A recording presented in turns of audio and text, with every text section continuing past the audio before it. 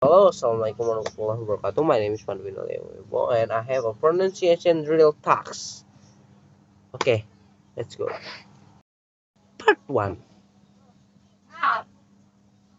See, see, su, shoe, sip, sheep, ash, rush,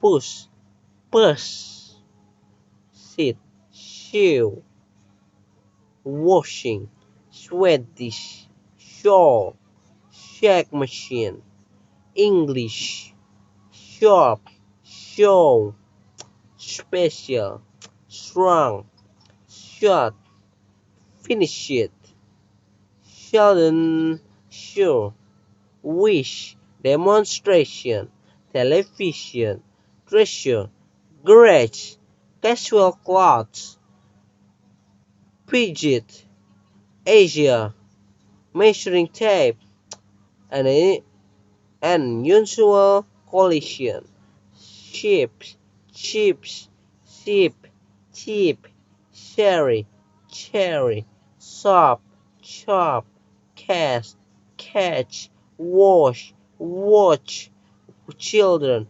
butcher's shop, merch crunch, qui, chum, chops, much, Cheshire, shoulder, which, cheaper, a delicious chicken, chose, children's lunch, orange juice, rich child, which job, village jail, which chain, college chess, large gentleman, which chair, large cherish, huge jam jar, how much cheese, teach German.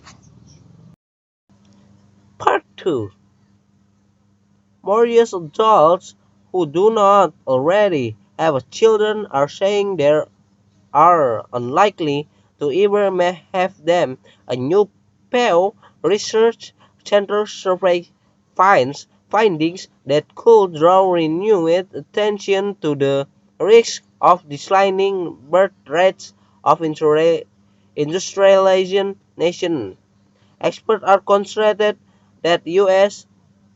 birth rate, which has a deadline set for the sixth straight year, may not fuel enough population growth on its own to keep the future economy afloat and fund social programs.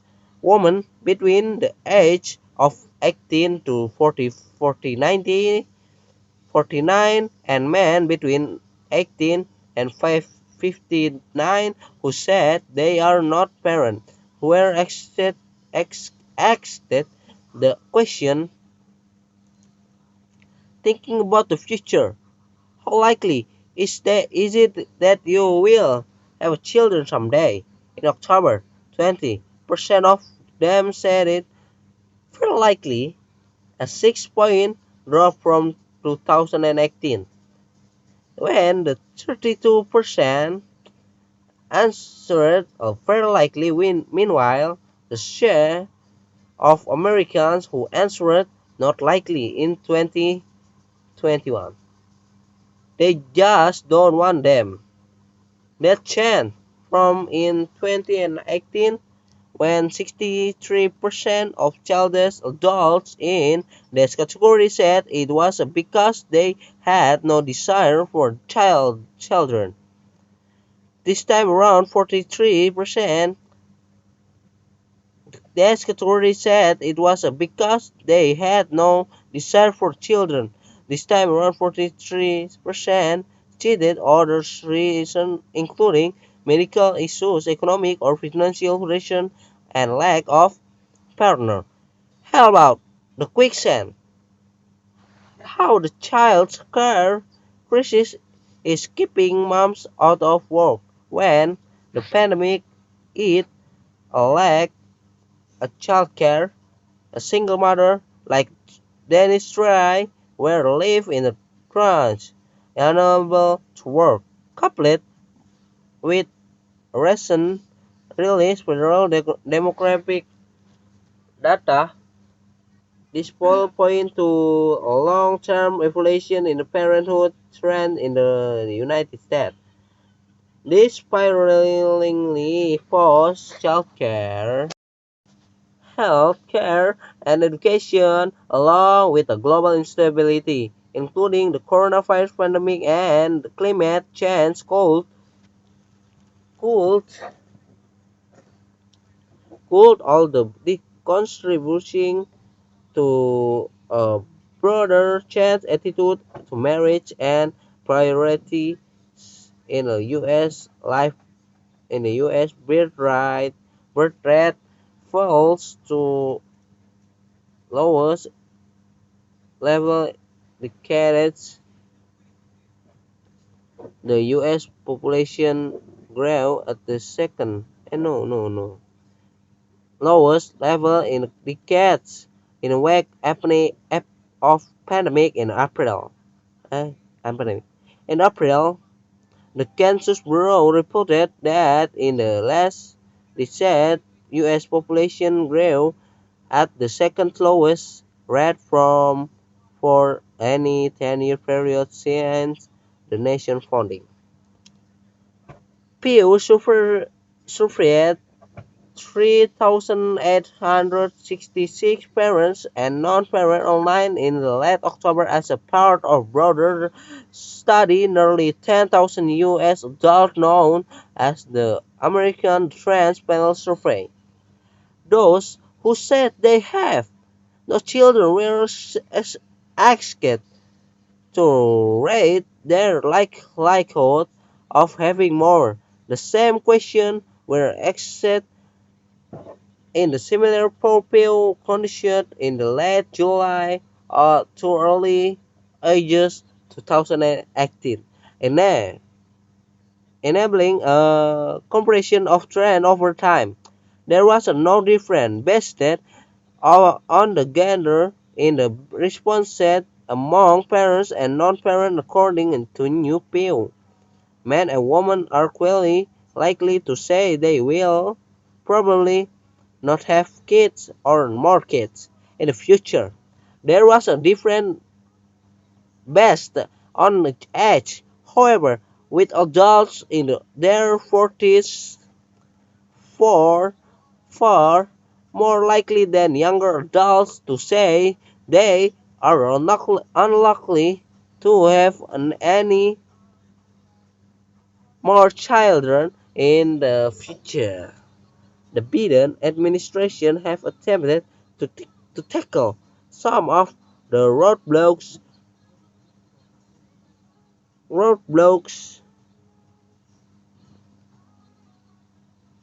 to higher fertility through roughly $2 trillion Build Back Better bill, which recently passed the House and is now moving to the Senate.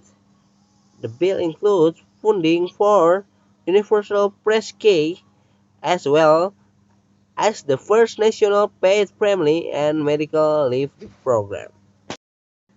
Part 3. She was walking lazily, for the fierce April sun was directly overhead.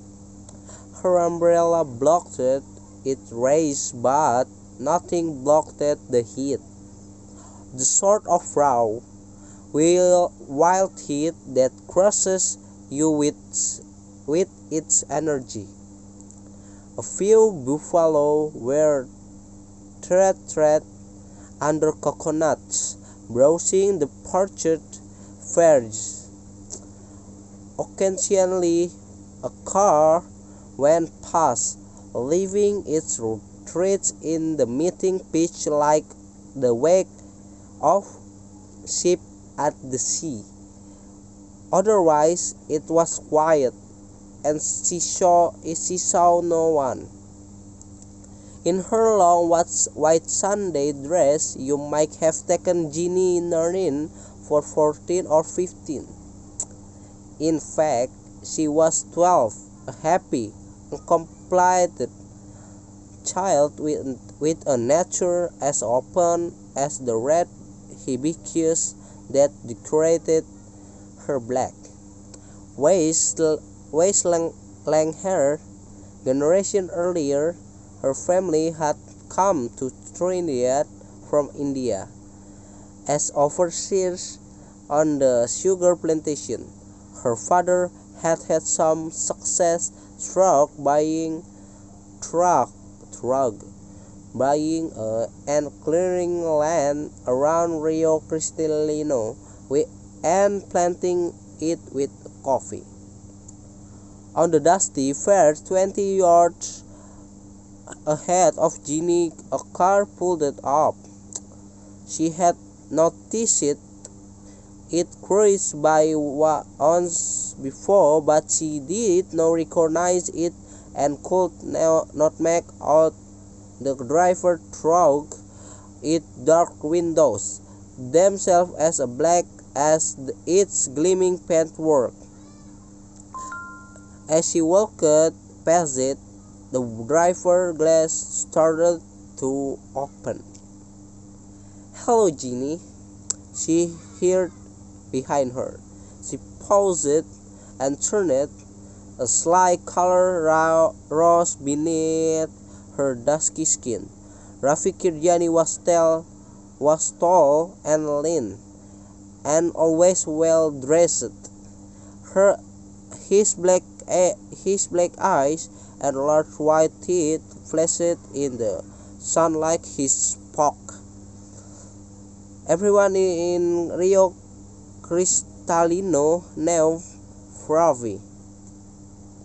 Ginny often heard unmarried sisters talk ruefully of him, of how, if only their father were alive and still had land, one of them might marry him, and then they would squabble over who it might be and left Ginny because she was too simple for anyone who want. How do you my name, Ravi?" she asked with a thrill. "How do you mind? Everyone knows your name. You are Mr. Kinjani's son, right? And where are you going, Ginny?" She hesitated and looked down at the ground again. "The chapel," she said with a fine smile. "But Ginny, good Hindus go to a temple." His rich, cultured voice was gently mocking as he added with a laugh, "Or maybe the temple pundits aren't your taste color." She blushed more deeply at the reference to Father Olivier. She did know how to reply. It was true that she liked the young French prince with his funny accent and blue eyes, but she had been going to Catholic chapel for months before he arrived. She loved it. She loved its careful hymns and its simple creed of one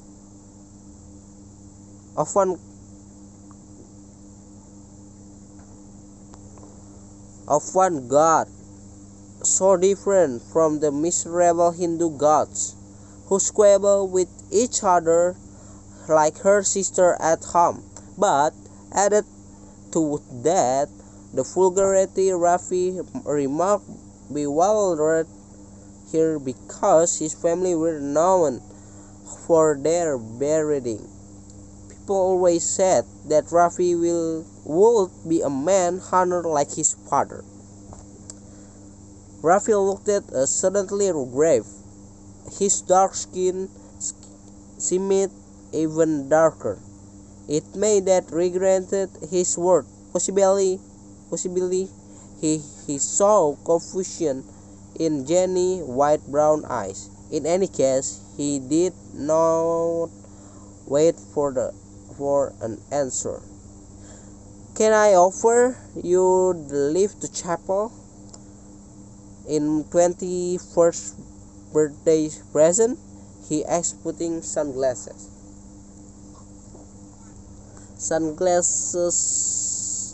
back on. She noticed how thick their frames were. Real gold. She talked like the big, fat watch on his wrist. It's a Mercedes from Papa. Do you like it? He added nonchalantly.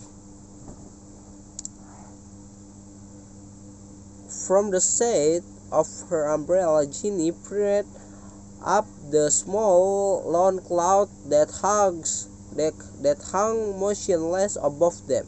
The sun was beating down mercilessly, and there was an urge in the air, an overpowering sense of wrath. With handkerchief, she wiped the sweat from her forehead. Rafi gave a tug her collar. It's air conditioned. It's air conditioned, Ginny. And you won't be late for chapel? Her continued, reading her mind. But chapel must have been lasting on Ravi. Mine went Ginny. After a moment his hesitation accepted as over, for drove her instead to a quiet sugar. Felt outside town, and there with the Mercedes concealed among the sugar cans. He introduced himself into her. Ginny was in a daze. Young as she was, she barely understood what was happening to her. The beat calypso filled her ears, and the sugar can towered over her as the cold draught from the air conditioner played against her knees. Afterward, clutching the ragged flower that had been torn from her hair, she lay among the tall, sweet-smelling cans and sobbed until brief tropical twilight turned to stray night. But she told no one, not even Father Drive. 2 weeks later, the little market town of Rio Cristalino was alive with a gossip. Rafi Kirjani had been promised that the hand of Sunita Morplani. Like the Kirjanis, the Morplanis were established Indian family, one of the wealthiest in the Caribbean. But while Kirjani were diplomats, the Morplanis were commercial family. They had made their fortune in retailing long before the collapse in oil prices had emptied their customers' pockets. And now more plenty stores were skirted throughout Trinidad and some of other islands. Prudently, they had diversified into banking and insurance, and as a result, their influence was felt highest level. It was benevolent influence, of course, never abused, for people always said Morplanes were respectable family and well above reproach. They had houses in a part of Spain, Tobago, and Barbados, as well in England and India. But their main residence was a magnificent, sprawling, colonial-style mansion just to the north of Rio Cristalino. The arranged marriage would be the social event of following years. When Ginny heard of Ravi's engagement, the loathing she had confided for him grew into a sort of numb hatred. She was soon haunted by longing to repay that heartless, arrogant brute. She would give anything to humiliate him, to see that luring, conceited grin wiped from face, but outwardly she was unmoved. On weekdays she went to school. On Sundays she went still to a far livelier afternoon service. Girl, you sure does have a lot confess to that Whitey, her mother would say to her each time she come home late from chapel. He's not Whitey, he's man of God. That's maybe child, but don't forget he does be a man first. The month passed and she did not see Rafi again. And then it rained. Although a gust, the rain hardly stopped. It rattled patiently on the galvanized roofs of until you thought you would go mad with the noise. And if it stopped, the air was thick as a sticky trickle, and you prayed for the to train again. Then one day in October, towards the end of the west season, when Jeannie's family were celebrating her only brother's 18th birthday, something happened that she had been dreading for weeks. She was lying in the hammock of the balcony, playing with her 6-year-old nephew, Penny. Suddenly, Penny cried out, "Ginny, why are you so fat?" Through the little frame house all celebrated stopped. On the balcony, curious eyes were turned upon Ginny, and you could see what the boy meant. God have mercy on you, Virginia. What the shape of your belly? Cried Miss Norrin, exploding with indignation and pulling her daughter indoors, away from praying neighbors' ears. Her voice was loud and hard, and there was a blackness in her eyes like the blackness of the skies before thunder. And how could she have been so blind? She cursed herself for it, and harsh question burst from her lips. How does you bring such shame upon us, girl? What worthless layabouts does you throw yourself upon? What men, what men all have, no decent man that does be sure. And why does you blanket your father's name like this at your age? The man as didn't ever live to see you born. Thank the gods he didn't have to know of this. You sure You sure got some explaining to your precious man of God, child. At least her words were exhausted at and she sat down heavily, her weak heart pounding dangerously and her chest heaving from the exertion of her outburst. Then Ginny told her mother of afternoon that Ravi Kiranjani had raped her. There was a long silence after that, and you and all you could hear were mercenary whizzing when at last she spoke.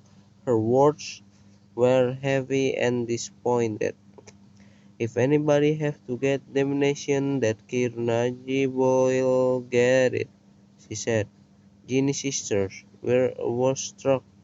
Shall we take over to the health center, Ma? Asked Indra. The ma the midwife comes today. Is you crazy, girl? You all does know how that woman does she run. She mouth like a dog a bottom. You all leave is to me. The nightmares nourished took her young daughter to see Doctor Khan, an old friend of her husband, whose distraction she could count on. There was no doubt about it. The child was pregnant. And what can do us do, Doctor Khan? asked, asked Miss Noreen. Mary, her off, quick as you can. The lean old doctor replied bluntly. Miss Nairn scoffed. Who would take her now, doctor? I does beg you, there's nothing you can do for us. A welcome breeze came through slats of the surgery windows outside. You could hear the shrill persistent sound of cicadas while mosquitoes rounded at the screens, attracted by the bar built over the simple decks. Dr. Khan singled and peered over the frames of his glasses. Then he lowered his voice and spoke wearily, like a man who has said that thing many times. I might arrange something for the baby once it's born, but it must be born, my dear. Your daughter is slimmy built. She's young and herself. To you, she looked barely 3 months pregnant. Don't fool yourself. If the dates she's given us are correct, in 3 months she'll be full term. Anything now would be too messy. And it's born, asked Mirshner referringly. It is born. What does happen then? No, ma. I want it anyway. I want to keep it, said Ginny quickly. Don't be fool, child. It's my baby, ma. I want to have it. I want to keep it. And who's to look after you and pay for the baby? Even if that Kiryani does agrees to pay, who does you hope to marry? I'll marry, don't worry. You'll marry. You just be fool. Who will you marry? Kiryani, ma. I's going to marry Ravi Kiryani. Dr. Khan gave a chuckle. So, your daughter is not such a fool as you think, he said. I told you to marry her off, and the Kiryani boy's worth a try. What does she have to lose? She's too clever. So Rafi Kiryani was confronted with the pregnant. Ginny and reminded that of that Sunday after day in the dry season when the cans were ready after harvesting. To surprise of Naren, he did not argue at all. He offered at the once to marry Ginny. It may be that for him it was welcome opportunity to escape an amicable arrangement for which he had little appetite. Thought Sunita more planning in this Putabali had background. Nobody ever pretended that she had looks, or possibly he foresaw awkward, foolish questions that might have to been difficult to answer once the fruit of his desire saw the light of day. Mercenarian was strengthened. Even Ginny was surprised at how little resistance he put up. Perhaps, she thought with a wry smile, he's not really so bad. Whatever his reason, you had to admit Rafi acted honorably, and so did the jilted more Pelani family if privately they felt their humiliation keenly publicized. They bore it with composure, and people were amazed that they remained on speaking terms the man who had insulted one of their woman and broken heart. Sunita's wife's brother even invited Rafi to spend a day with them and their seaside villa in the Mayaro. And as a Ravi had been a to friend of the family all his life, he saw no reason to refuse. The Morpalani brothers chose a Tuesday for outing. There was a little point there said in going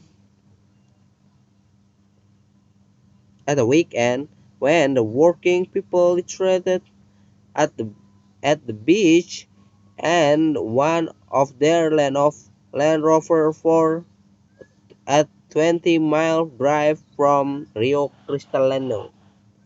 They were in a high spirits and jokes with Rafi while their servants stowed cold chicken and salad beneath the rear the bench seats and packet the icebox.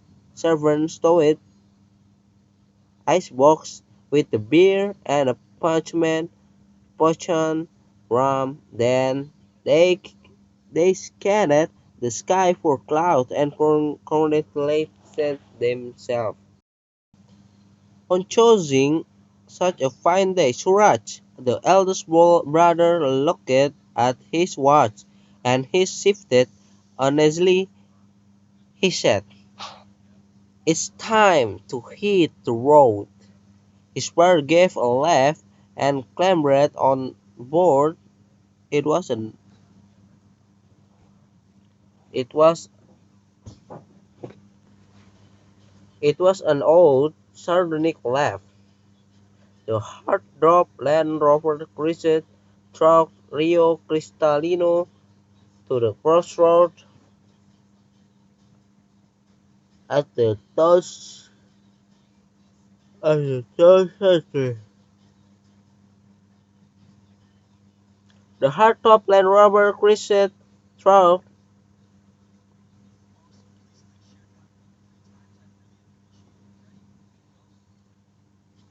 already the market traders were pitching their roadside stalls and erecting great canvas umbrellas to shield them from the sun or rain. The promised commerce was in the air, and the traders looked about expectantly as they loaded their stalls with the fresh mangoes or put a finishing touches to to display of giant melons whose fleshy pink in north glistened succulently. under telephone. The Land Rover turned east toward Mayaro, and a woman later was passing the cemetery on the edge town. The road to the coast was busy traffic in both directions, still carrying produce to market, and the frequent band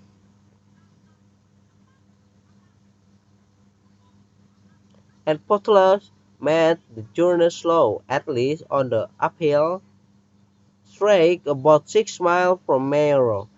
The Land Rover was able to pick its speed. Its rapid tires beat on the reflection starts like a drum roll, and early morning sun flashed that through the coconut palms. Suddenly, terrible thing happened. The road door of Land Rover swung open. Rafi Kirjani tumbled out, falling helplessly beneath the wheels of heavily laden truck. At the inquest, the coroner acknowledged that the nature extent of Rafi's injuries made it impossible to determine whether he was killed instantly by the fall or subsequently by the truck.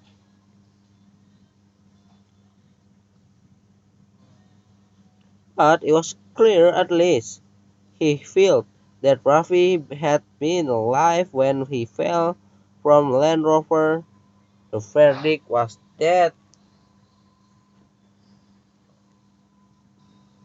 due misdue adventure. 3 days later, Rafi's remains were cremated according to Hindu rite. As usual, a crush of people from all over Trinidad since then, relative, old classmates, anyone claiming even the most tenuous connection with the dead man come to mourn the riverside fire outside of Mayaro.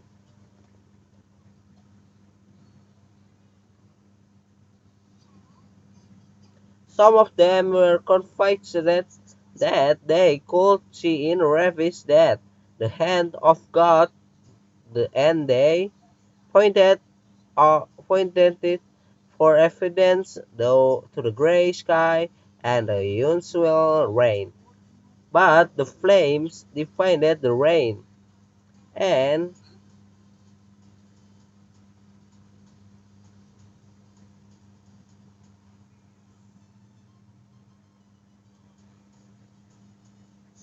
the stage burning flash filled the air. A few spoke darkly of murder. Did not more felonies did not more felonies have a compelling motive, and not by chance did they have a opportunity and that means, but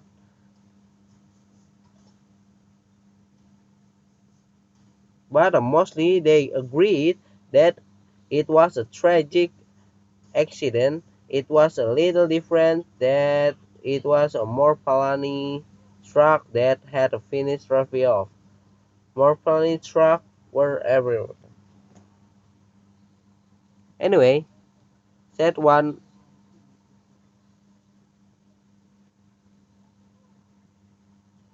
Then they watched as the ashes were thrown into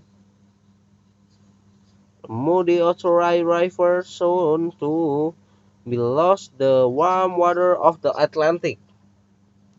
Anyway, said one old mourner with a shrug, who are we to us ask a question? The police closed their files on the case before the boy was called, and she saw the last of rain from his umbrella and slapped impatiently at the mosquito. You might have thought that the shock of Rafi's death would have included Ginny premature delivery, but quiet the rivers she attended the inquest and she murdered the At the funeral, the expected death came and went. 6 more weeks elapsed before Ginny, by now 13, gave birth to a son at the public maternity hospital in San Fernando. When they saw the baby, the nurse glanced anxiously at each other. Then they took him away without letting Jenny to see him. Even eventually, they returned with one of the doctor, a big crow, who assumed his most unusual bedside manner to persuade Jenny that the baby was well. It's true, he was a little busy, my dear, he said as a nurse placed the baby in the Jenny arms, but you see, that'll be a late delivery. And don't forget, you're very young, and you've both had a wrong time. But wait a day, 3 days. His eyes turn. He'll soon have a healthy car. Ginny looked into her son's blue eyes and kissed them, and in doing so, a tremendous feeling of dryness suddenly come over her. They were so very, very blue, so like father liver. She shook at the irony of it all. That was it of it all. Was the cruel doctor really so stupid? Surely he's now, as he well. She did that pallid looks could never go. Thank you for watching, and I'm apologize for my fault. Okay, and thank you. Wassalamualaikum warahmatullahi wabarakatuh.